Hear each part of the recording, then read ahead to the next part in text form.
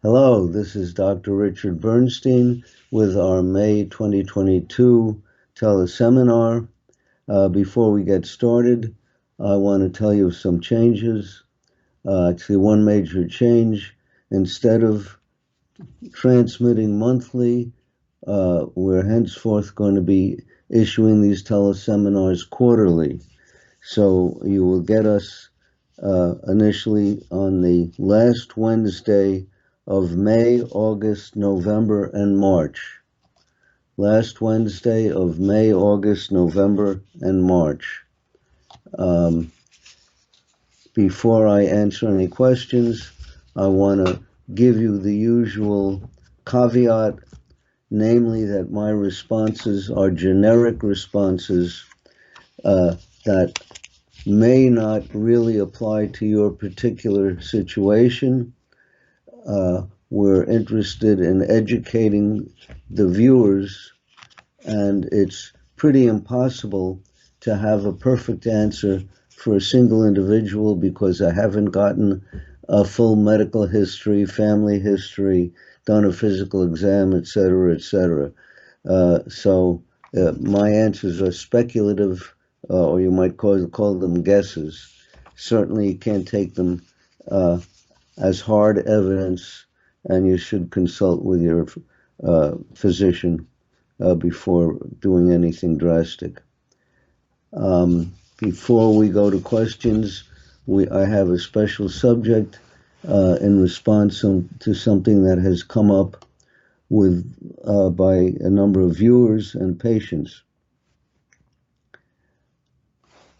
And this special subject relates to the problem you may have heard of called dead in bed, which is a problem for diabetics that's existed since I was a child, namely family worrying that a relative or child may not awaken in the morning because they died while they were sleeping of hypoglycemia.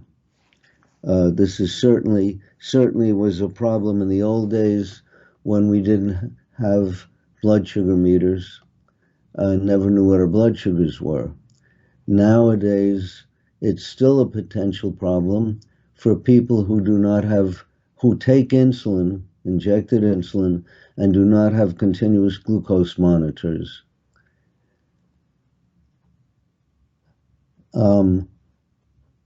If you do have a continuous glucose monitor, it may still be a problem.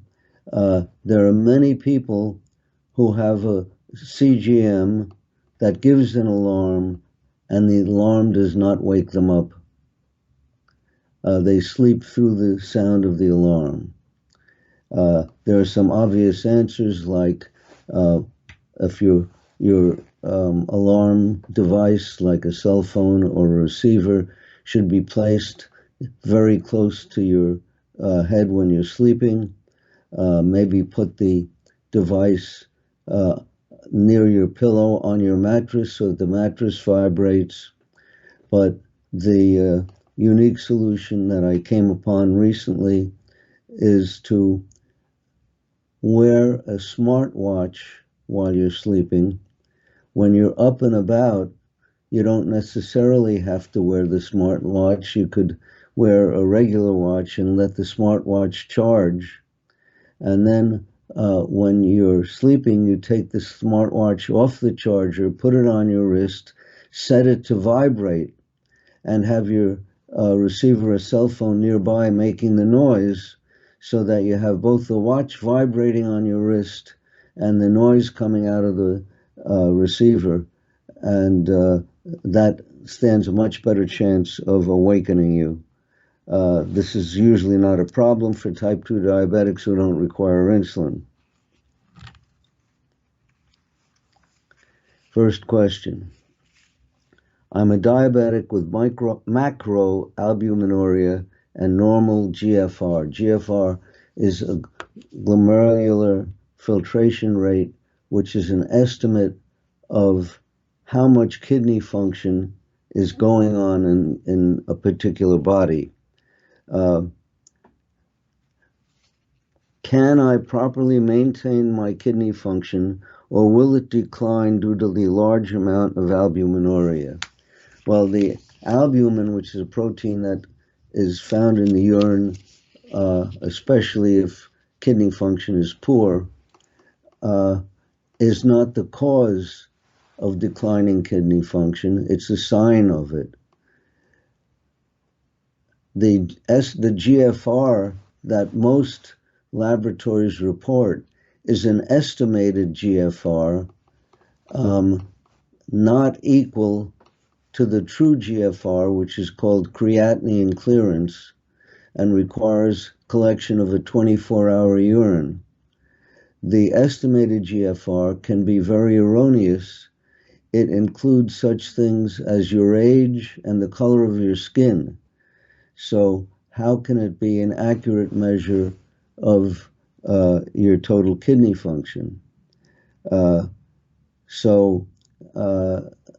If you're interested in finding out your total kidney function, you have to collect a 24-hour urine and ask for a creatinine clearance. You could also at that time get the total protein in your urine over 24 hours.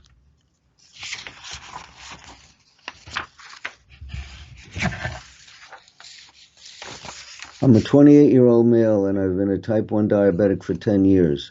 My partner is pregnant and has decided to give birth and is expected to give birth in June. I read online that if you're a father with type 1, your child has about 1 in 17 chance of getting diabetes.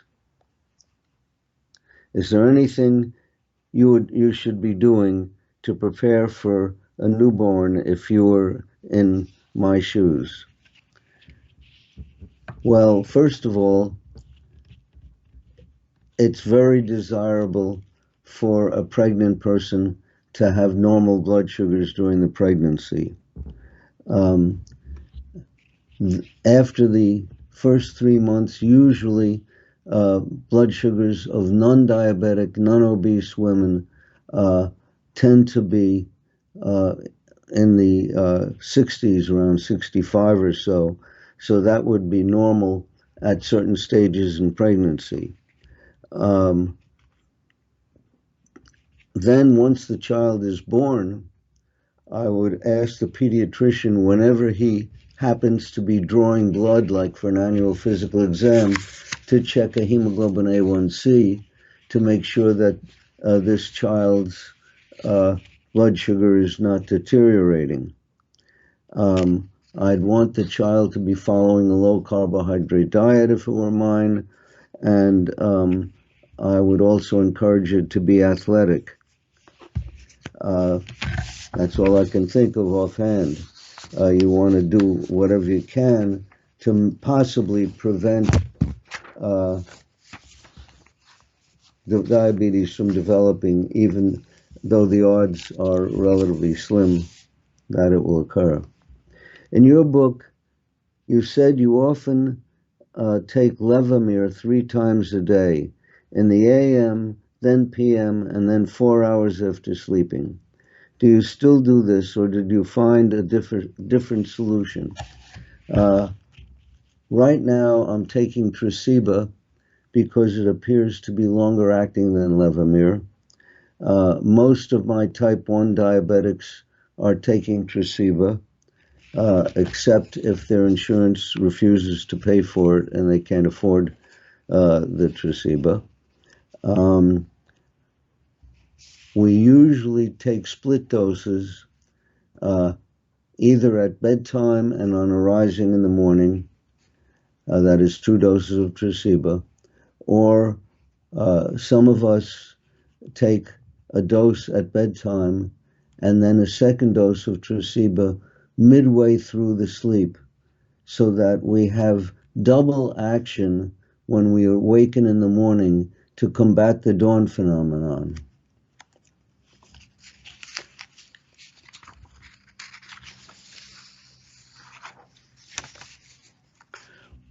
We're all curious as to what your diet is like now. Would you mind sharing your 3 favorite go-to meals for breakfast, lunch, and dinner. Well, this question implies that I vary what I eat from one day to the next and have different go-to meals. That is not the case. In fact, for my patients, at least when we're trying to adjust their insulin doses and get them fine-tuned initially, we have constant meals from one day to the next. That is, today's breakfast is the same as tomorrow's breakfast, as yesterday's breakfast. Likewise for lunch, lunch, and lunch, dinner, dinner, and dinner. And that way we can, makes it easier for us to figure out both how much regular insulin we take for the meal, that's rapid-acting insulin, and how long before the meal, or even after the meal, if you have gastroparesis, you would inject the insulin.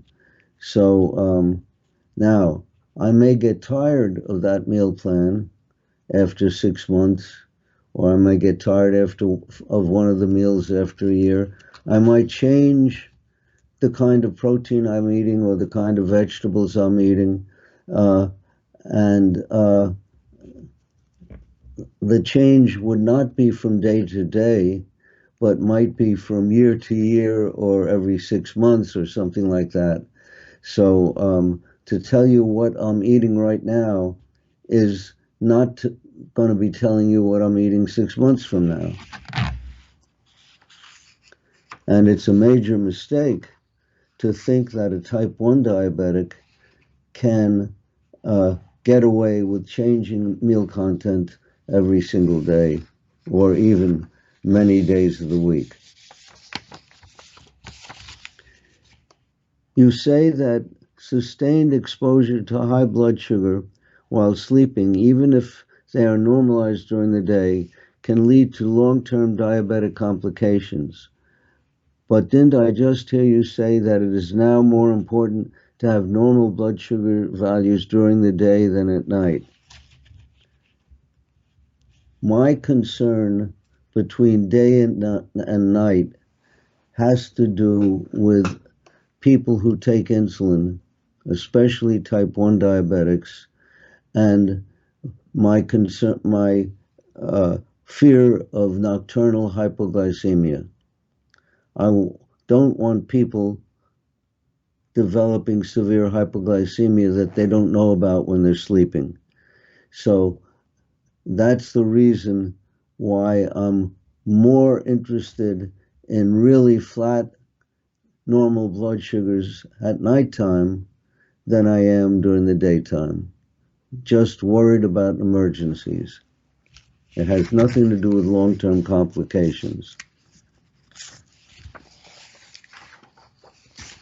Are you still using R-alpha-lipoic acid and evening primrose oil supplements? If so, what dosages are you recommending? I don't think I ever recommended them without a special purpose.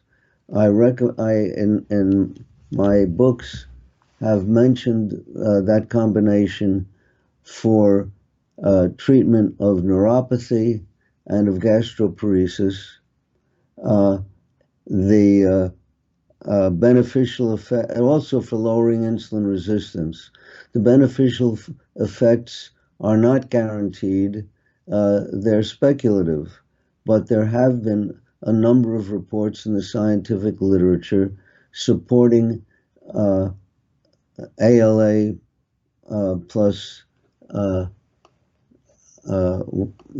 biotin, which is in the evening primrose oil, for treating neuropathy and lowering insulin resistance. So I use this combination, for example, for growing children who become insulin resistant on the days that they're making growth hormone, so when they have growth spurts. Some women may have insulin resistance during phases of their menstrual cycle, we might use this combination. Um, I've seen people treated with vancomycin for C. difficile infections, and the vancomycin causes insulin resistance. And I've recommended ALA plus biotin for people who are taking diabetics who are taking vancomycin and injecting insulin, or even diabetics who are not injecting insulin and are taking vancomycin. You can get it on the internet from a number of sources with 100 capsules of 100 milligrams of R-alpha lipoic acid plus 750 micrograms of biotin, 100 milligrams ALA plus 750 micrograms of biotin, and you might take one or more capsules daily. I think that up to 3 capsules daily is about all that's going to make any difference, if any. So it's not something that you need to take routinely, only if there's a reason for it. On page 125 of your book, I don't know which edition, setting goals of treatment. Are they still the same, or have you changed them? If you have you changed? What have you changed? Well, I think I've been leaning more toward what the patient desires than what my individual preferences for myself would be. What I usually have said in my books is I like blood sugars to be normal around the clock, and kids, non-diabetic kids, tend to be lower than the 83 that I usually select as a target. Pregnant people tend to be lower than 83. But some people have other preferences. For example, I've had one patient who is a surfer and wears wetsuits that are so tight that every time he changes a wetsuit, he would disrupt a continuous glucose monitor. And if he's surfing several hours a day, he has no idea what his blood sugars are unless he takes a break from the surfing and sticks his fingers, if they're not too cold from the surfing. So he has ultimate guidelines that are, or goals of treatment that are totally different from mine. I've had other people who want more variation in what they eat, or they want to snack during the day, and I try to adapt a regimen to snacking and play little games with maybe certain oral agents to accommodate the snacking. It's not what I would do for myself. It's not going to give us really normal blood sugars, but I've tended to be more open-minded and leaning more toward what patients desire. Because many patients would rather do what they're doing than have normal blood sugars and avoid the long-term complications of diabetes. At least not until they actually develop the complications. Then many of them change their minds. For newly diagnosed diabetics and parents of diabetics, please explain why it is so important to eat low carb. Well, most diabetics need some kind of medication to prevent the high blood sugars or the blood sugar swings that high carbohydrate diets produce. And they try to guess, many of them try to guess at the amount of, let's say, a rapid acting insulin to cover a high carbohydrate meal. And on this little illustration that I've scrawled on the back of this piece of paper, I show first two mountains, which are equivalent to what you see in blood sugar on a high carbohydrate diet. You're getting a big increase from the food, and the dotted lines show the effects of a guessed dose of insulin. By guessed, I mean GUESSED, what you guessed you needed to cover that high carbohydrate diet. And you have to match the timing of the two peaks, which is virtually impossible. Whereas if you're on a low carbohydrate diet, you have a small effect on blood sugar, the shallow mountain, and then the dotted lines show the shallow effect of the insulin, and it's much easier to approximately overlap the small amount of insulin on the small amount of carbohydrate mountain that you get. So this sort of explains why you can get away with a low-carb diet, but you can't with a high-carb diet. And of course, if you have a high-carb diet, you're going to have highly variable blood sugars, even if you're trying to match insulin to the meal. For type 2 diabetics, the mountain effect is similar. Even if you're not taking insulin, you may be taking other medications. Or if you're not taking medications, you may have no means for preventing the high blood sugars that the high carbohydrate are going to give you. Have you ever considered using split basal doses of Tresiba and or Levemir insulin in an attempt to solve the dawn phenomenon? Indeed, as I said earlier, that's just what I do. So this person probably did not read my book, Diabetes Solution, and came up with the same solution that I came up with by taking split doses of long-acting insulin. And it has to do with the fact that if you take true basal doses of long-acting insulin, doses intended to cover the fasting state, that the doses are not so great that they're going to last 24 hours, and you need more than one dose if you want to cover the 24-hour period. By the way, for type 2 diabetics who are making some of their own insulin, they frequently can get away with one dose of basal insulin. Some of them take it at bedtime, some of them take it on arising in the morning, depending upon what happens when they're not eating. They may have to guess by fasting for a day and seeing if the basal insulin that they take in the morning lasts for the hours when they're awake. Or they might take it at bedtime when they're not eating overnight and see if it covers the sleep cycle. I know we want to see blood sugars of 83 plus or minus 10 milligrams per deciliter. So between 73 and 93. But is it better to be 73 or 93?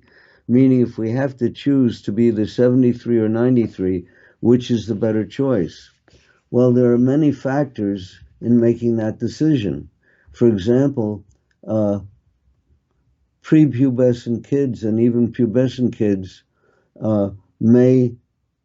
non-diabetics may have lower normal blood sugars than older kids or than adults. So that has to be taken into consideration. Non-diabetic pregnant women tend to have lower blood sugars when they're pregnant. So that may have to be taken into consideration. Some people just feel better at lower blood sugars or at slightly higher blood sugars. So how they feel has to be taken into consideration. And of course, there's also the risk of hypoglycemia.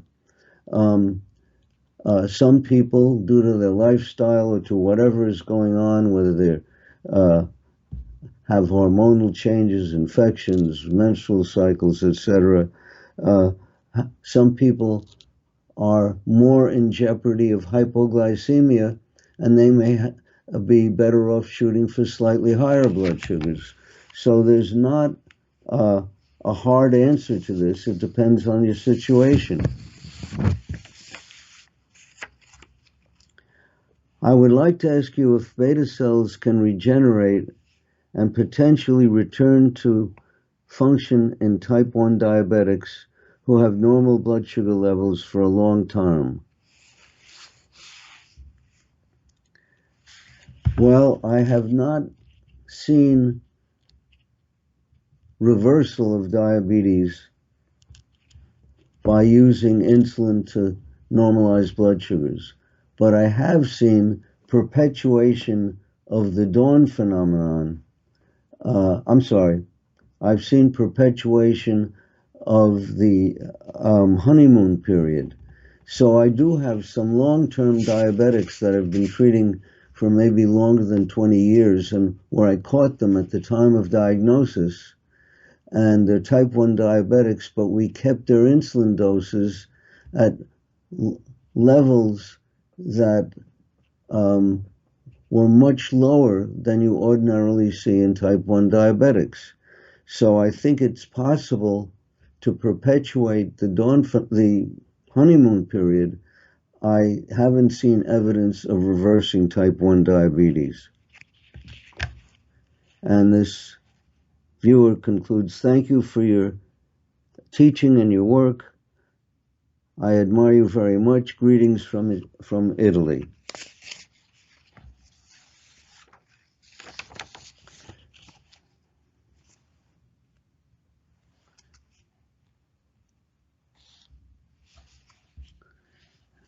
Do you think that mink oil has any benefit?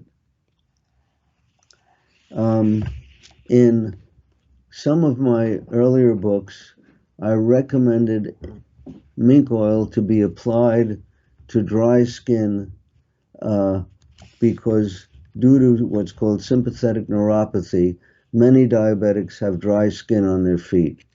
And dry skin is more easily injured and slower to heal. So I was recommending mink oil for quite a while, but I find that coconut oil is much less viscous, it's more liquid and is absorbed better. And I use coconut oil on my feet twice a day, and I recommend that if you have dry skin on your feet, very common around the heels and the plantar surface, the bottom surface of the feet, it's a good idea to lubricate those areas with coconut oil twice a day.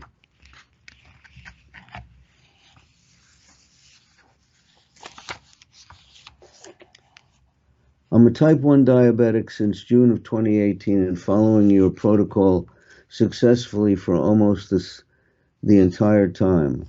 My A1C is below 5.0%. My age is now 46. I was diagnosed with a heart murmur and ultimately with aortic valve stenosis.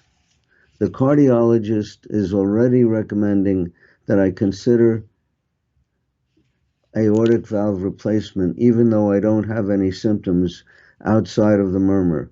Do you have any comments or suggestions going for those with type 1s facing this kind of condition? Well, each case is different. And if you're undergoing any kind of surgery, it's a good rule of thumb to get multiple opinions. So it's just common sense to speak to several vascular surgeons or several cardiac surgeons, see what they suggest. They may want to do some testing. I can't. The fact that you're type 1 diabetic might even increase the likelihood of value from the surgery. It's all up to the uh, opinion of the experts. And I am not an expert on aortic valve stenosis. I've been living with type 1 for around 10 years. I am 42 and have normal blood sugars. Yes, I have read your book and follow your teachings. I am currently trying to get six-pack abs. You know, that's rectus abdominis muscles that look like six packs of beer. Eating clean, doing resistance training and cardio adequately. However, my tummy pouch doesn't go away no matter what I do. Do you have any tips? Well, I don't think this is an easy question to answer rather. One possibility, and that's maybe a pretty common situation, where someone has had a belly, too much of a belly, loses a lot of weight, loses the flab around their middle, but then has loose skin hanging there. And that's a real possibility. I don't recommend that you do anything about it. If you're a woman, want to be a bathing beauty with a bare midriff, maybe a plastic surgeon can take away the extra skin. I'm not recommending that. There are other situations, for example, some people with polycystic ovarian syndrome, that's women with PCOS, may have a little excess fat around the middle. So these are some thoughts. I don't think I have necessarily the answer to your situation.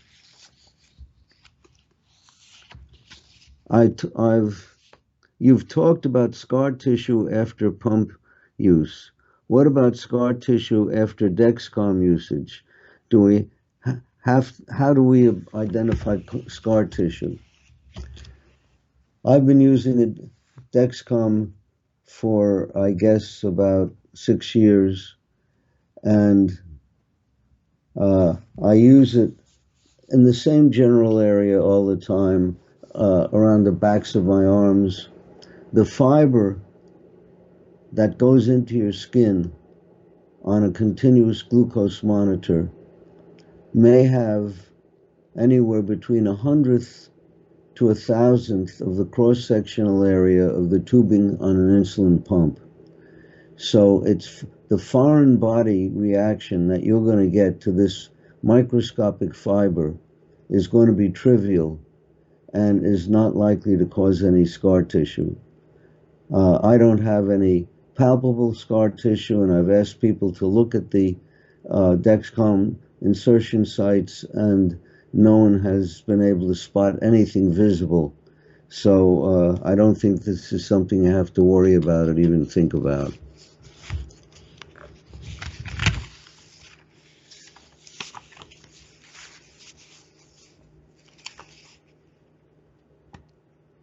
My 8-year-old is 6 weeks into diagnosis.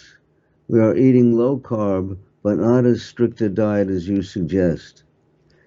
Yet even with good blood sugars, she keeps making high ketones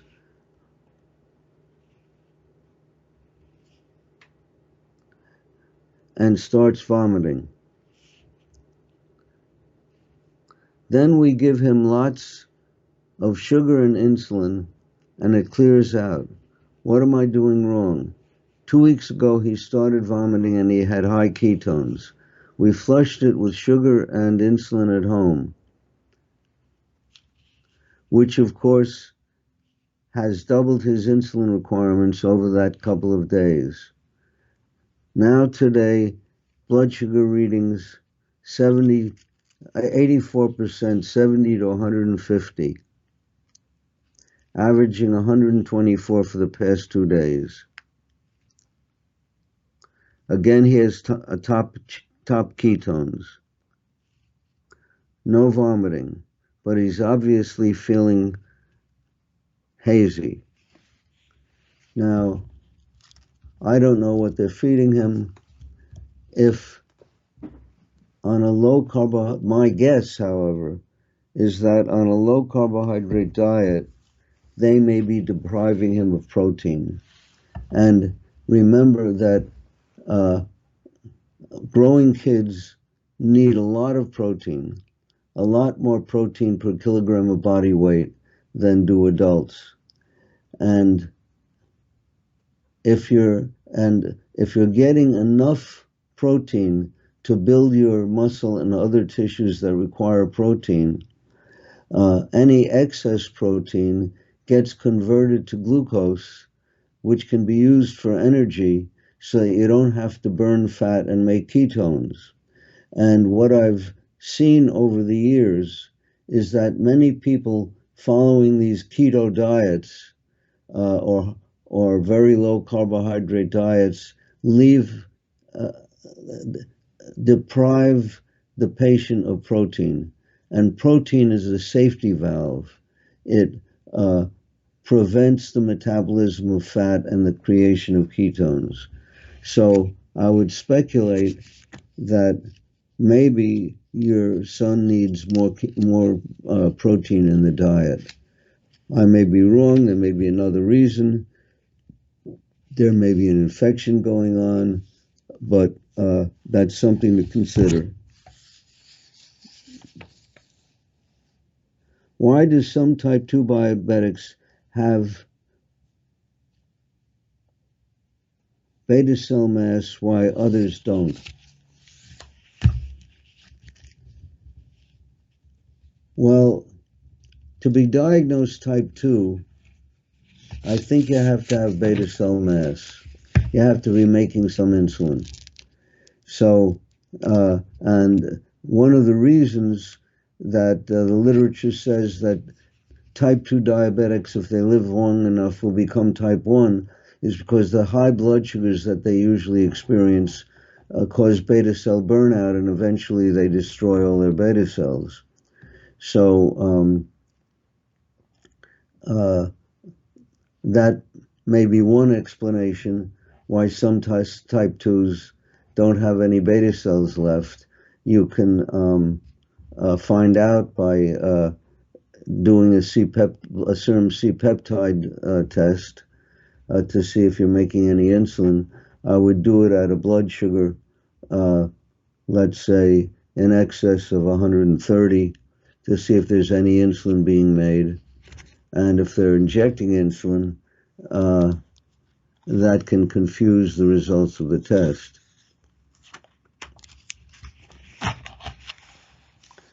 And if someone is called a type 2, but they're not making any insulin, then they're type 1. I might add that there is at least one insurance company that owns a hospital or multiple hospitals who has told patients of type 1 patients of mine that they don't need insulin, has refused to refill their insulin prescriptions because their blood sugars were normal, told them that they were type 2s and maybe not diabetic at all because their blood sugars were normal. So this is the kind of mistake that can be made. I thought of a good test to determine if a type 1 diabetic is honeymooning, a protein tolerance test.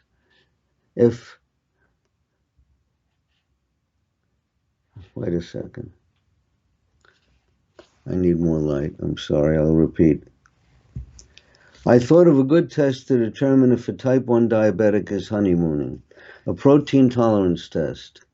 If a type 1 can cover a meal of pure protein with less than your discussed 1 unit of regular insulin per 2 ounces of protein food, then they might indeed be honeymooning. Your thoughts? I think it's much more predictable to get a C-peptide test uh, with a blood sugar, let's say, over 120 or 130. If you're making insulin, uh, you'll certainly be making C-peptide, and that will tell you whether you're still during the honeymoon period, because the definition of the honeymoon period is a type 1 diabetic who's still making insulin. That's how simple it would be. I don't know how reliable your idea would be. And if you have a type 1 diabetic, I'm pretty sure that most medical insurance policies will pay for the C-peptide test. My son is type 1 and has been following your protocol for a decade. He is lean and strong and his blood sugars are normal. I tell him that a big benefit in your approach is that unlike 50% or so of non-diabetics, he will never become type 2 if he eats your diet. Am I correct? Well, it is possible to eat a low carbohydrate diet, but to overeat and become obese and then become a type 2 diabetic. It takes a lot of effort, but I guess it's sort of a remote possibility. If he remains slim and athletic and so on, he'll certainly greatly lower the risk of becoming a type 2 diabetic, because unlike type 1, type 2 is more related to lifestyle factors than is type 1. It looks like my daughter has hypothyroidism. Can you give me a feel of how hard it is to balance her thyroid with meds? How often will I have to get new lab results to rebalance her medication? What pitfalls should I watch out? It has been a struggle already to get the right results. Well, first of all, what I measure with my hypothyroid patients, which includes myself and my family, is free T3, and that's FREE, free T3 and free T4 in the blood. Not only that, there are accurate, expensive methods for measuring these, and inaccurate, cheap methods. The method I use is called equilibrium dialysis with mass spectrometry. Equilibrium dialysis with mass spectrometry. And then I attempt to get the free T3 and free T4 levels into the middle of the normal range.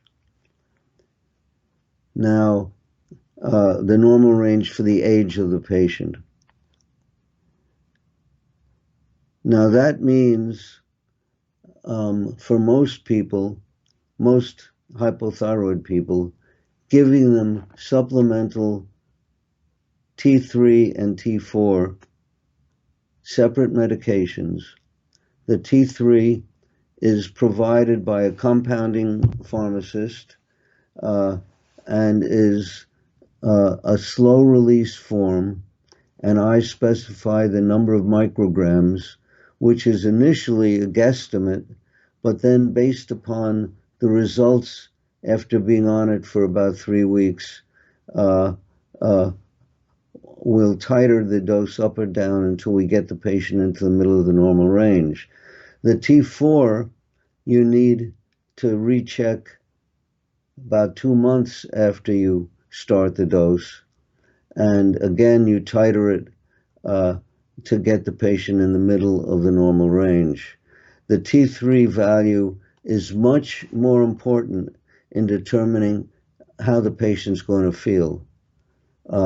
Symptoms, in my experience, relate much more closely to the serum free T3 level than it does to the T4.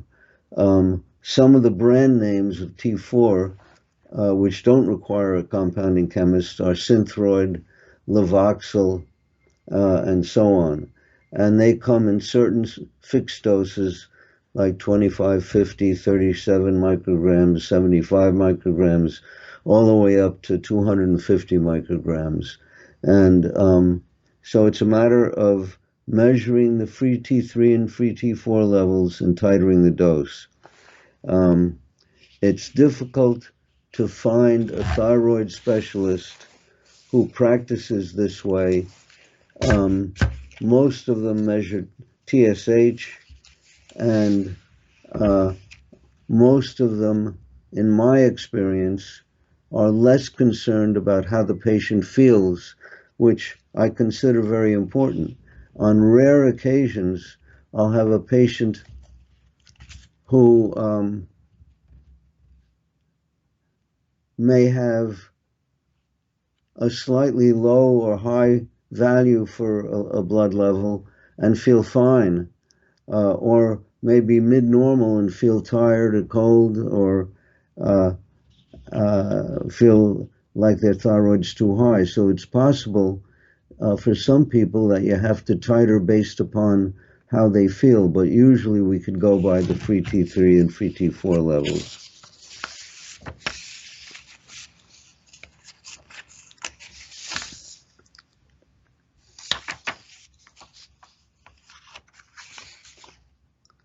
This may be a controversial topic, but I've been doing a little Googling and have discovered that ketones have a hypoglycemic protective effect. Isn't this another great reason to eat low carbohydrate diet if you are using insulin?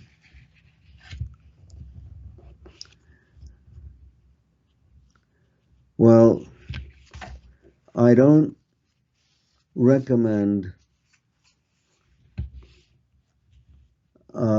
chronically high ketones in the blood or the urine in anybody because it suggests protein deprivation.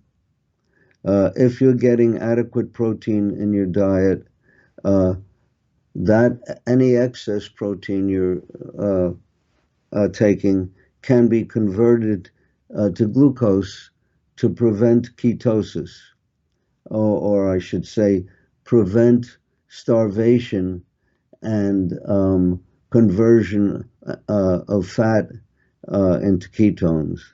So chronically running around with high ketone levels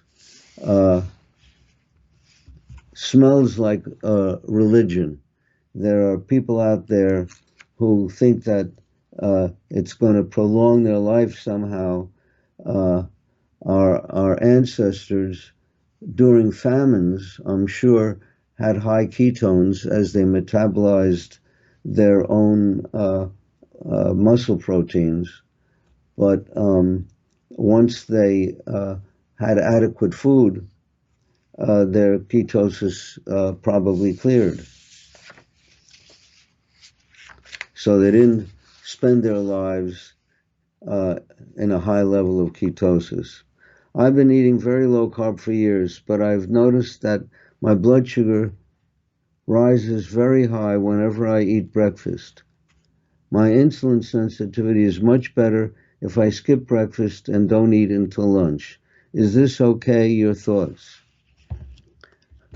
I would say that if you're in good health and not starving, that's a reasonable thing to do.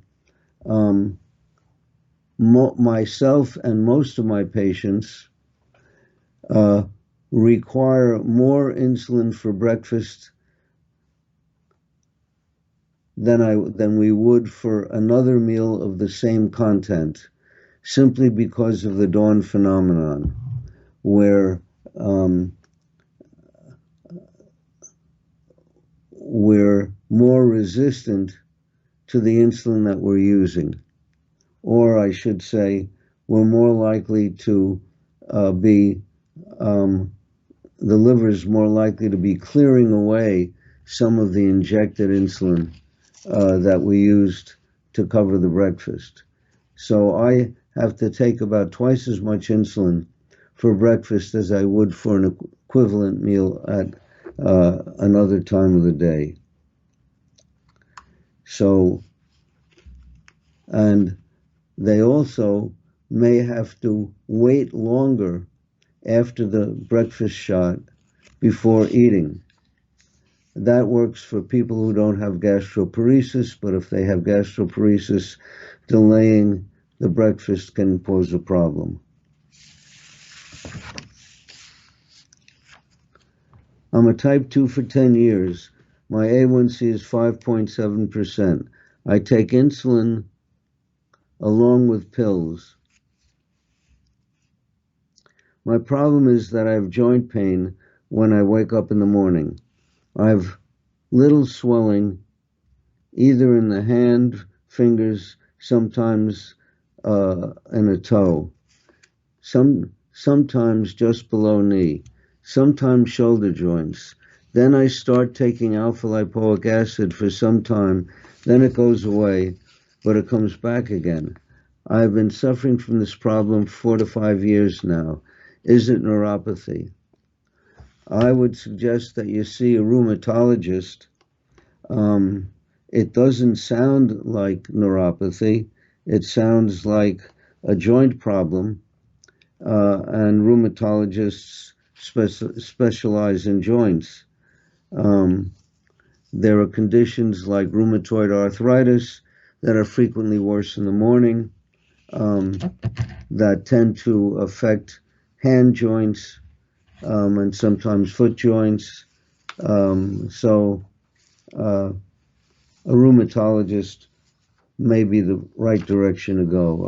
I doubt that it's diabetic neuropathy, remote possibility. The fact that the alpha-lipoic acid helps may suggest that it's diabetic neuropathy, but my guess is see a rheumatologist. I have type 1 diabetes and hypothyroidism, and have recently found that I have folate B12 deficiency and vitamin D deficiency. Is there a relationship between vitamin deficiency, diabetes, and hypothyroidism? Well, maybe yes, maybe no. Studies have shown that many type 2 diabetics have low vitamin D levels, but it hasn't been shown that low vitamin D causes type 2 diabetes. So it might be that somehow the high blood sugars affect the absorption of vitamin D. I don't know.